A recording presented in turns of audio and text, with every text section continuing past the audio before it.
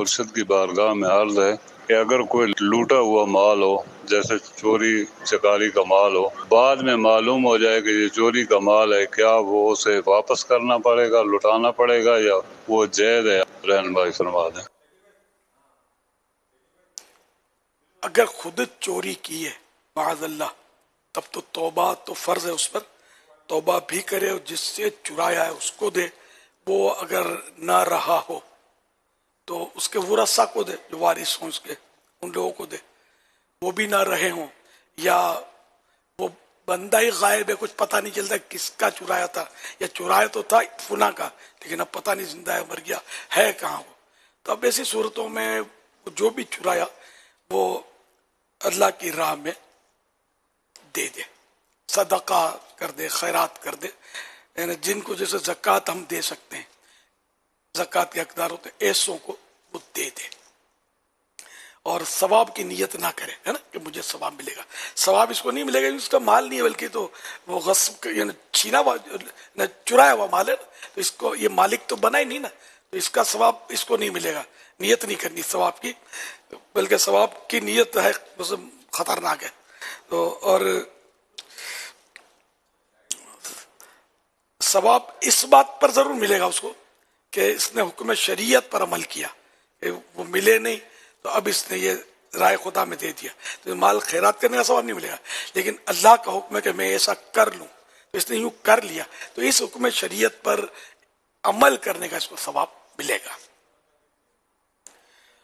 اور اب یہ کہ ایسی صورت ہے کہ جیسے کہ چوری کا مال خریدا، تو چوری کا مال خریدنا بھی حرام ہے، جبکہ پتہ ہے تو بھی حرام، اور اگر غالب گمان ہے، خیال جم رہا ہے کہ یہ ہے چوری کا، اب چوری کر رہا ہے، اس کا خیال جم گیا، تو اب بھی اس کا لینا جائز نہیں ہے، خریدنا جائز نہیں ہو اس مال کا۔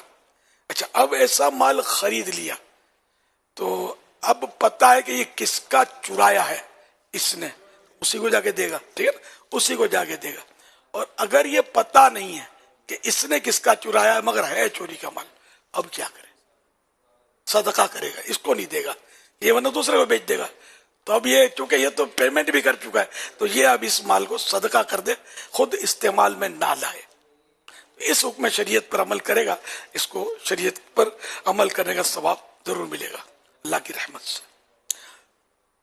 یہاں تو بتا ہمارے یہاں تو باقاعدہ چور بازار ہوتے ہیں، مخصوص ایسے علاقے ہوتے ہیں بدقسمتی سے، مجھے پتا ہے، مطلب دیکھیں تو یہ چور بازار نام بھی بعض جگہ کا ہوتا ہے، چپل چوری ہو جائے، کپڑے لوگ سکھاتے ہیں بیچارے غریب لوگ، جگہ نہیں ہوتی گھروں میں تو باہر رسیوں میں کپڑے سمیٹے بھاگ گئے، ادھر چادریں، یہ سب ہر چیز، جوتے، مسجدوں کے چرے ہوئے جوتے، تو جو سمجھدار ہوتے ہیں نا، جو تجربہ ہوتا ہے، تو ایسے موقع جیسے مسجد سے کوئی اچھا جوتا چوری ہو گیا تو ان کو پتا ہوتا ہے نا کہ ہاں بھائی قریب میں فلاں بازار میں چوری کا مال جاتا ہے، وہاں بک رہا ہوتا ہے، یہ وہاں پہنچ جاتے ہیں، وہاں اپنا جوتا بہت سارا خریدنا ہی پڑتا ہوگا، جیسا پھر ماحول جیسا معاملہ، پھر اسی طرح کپڑے چادر تو پانی کے دام پر وہاں بک رہے ہوتے ہیں۔ بعض یہ بھی ادھر دکانیں بھی دیکھی تھی میں نے کہ مینٹیننس بھی کرتے ہیں، جوتے چپل چوریوں کے سب مکس ہوتے ہیں، پرانے جوتے خریدے بھی جاتے ہیں، چرائے بھی جاتے ہیں، سب میں نے معجون مرکب ہوتا ہے، تو یہ بھی ہے ایک بزنس، اللہ پاک اس سے بچائے ہم کو، سخت گناہ کا کام ہے، حرام جہنم میں لے جانے والا کام ہے چوری کرنا۔ ابھی چوری کا نوالا اتر رہا ہے، لیکن یہ ایسا اٹکے گا کہ دنیا کی کوئی طاقت اس کو پھر اتار نہیں سکے گی۔ یہ سب انگارے ہیں، آگ ہیں، جو جیتے جی نہ بھی پتہ چلا تو مرنے کے بعد پتہ چلے گا۔ عموماً یا بار ایسا ہوتا ہے کہ جیتے جی بھی سمجھ آ جاتی ہے چور کو، جب پولیس کے ہاتھ آ جاتا ہے نا، پھر بعض اوقات اس کی وہ ٹھکائی ہوتی ہے کہ بس، بلکہ جوتا چور کو لوگ پکڑ لیتے ہیں تو ایسا مارتے ہیں جیسے چوہے کو مار رہے ہیں، یعنی مثال دی بہت مارتے ہیں۔ بہرحال یہ کہ چوری ڈکیتی یہ بظاہر آسان لگتا ہے، حقیقت میں یہ بہت خطرناک ہے، دنیا بھی برباد ہے، آخرت میں بھی تباہی ہے۔ آدمی حلال کھائے، کم کھائے، حلال کھائے، بچوں کو کھلائے، کم کھلائے، حلال کا کھلائے، حرام کا نہیں، کہ جو بدن حرام سے پلے گا بڑھے گا، جہنم کے کا ایندھن بننے کا اس کا زیادہ وہ حقدار ہے. خیر بال بچوں کو اگر اس نے حرام کھلایا، بال بچوں کو پتہ نہیں ہے تو ان بیچاروں کا قصور نہیں ہے. کمانے والا تو پتہ ہے نا اس کی، تو گناہ گار ہے. اللہ پاک رحمت کی نظر فرمائے. صلو علی الحبیب صلی اللہ علی محمد. اسی طرح جو رشوتیں بھی بہت رشوتیں ہیں، قدم قدم رشوت، یہ بھی حرام، قطعی حرام، بالکل حرام. رشوت کا جو آیا وہ سب، یہ ملک ہے ہی نہیں، اس کی مالک ہی نہیں ہے. جس سے لی اس کو لوٹانا پڑے گا. خالی توبہ کرنی آئندہ نہیں لوں گا یہ نہیں کافی، جو لیا وہ دینا پڑے گا جس کا ہے. طریقہ وہی ہے جو پہلے میں نے چوری کے مال کا عرض کیا کہ کس طرح اس کو اسی کو دے جس سے لی. وہ نہیں رہا تو وارث ہیں ان کو دے، کچھ بھی پتہ نہیں کون کیا کہاں. تو اب پھر وہ رشوت کا مال جو ہے وہ رائے خدا میں خیرات کرے اسی کو جس کو زکوٰۃ دی جا سکتی ہے، اس طرح کے حقدار کو. اب حکم شریعت پر عمل کرنے کا اس کو ثواب ملے گا.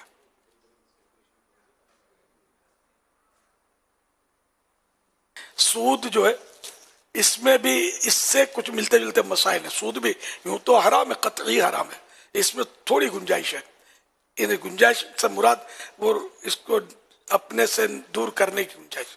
بہتر یہی کہ جس سے لی سود لیا اسی کو دے، لیکن اس میں اس کو اختیار ہے کہ اگر اس کو نہیں دینا چاہتا تو پھر وہی کسی حقدار کو دے دے جو زکوٰۃ وغیرہ کا حقدار ہوتے ہیں، غریب، اس کو بھی دے سکتا ہے. اس میں یہ آپشن موجود ہے کہ اس کو مالک کو دینا شرط نہیں ہے.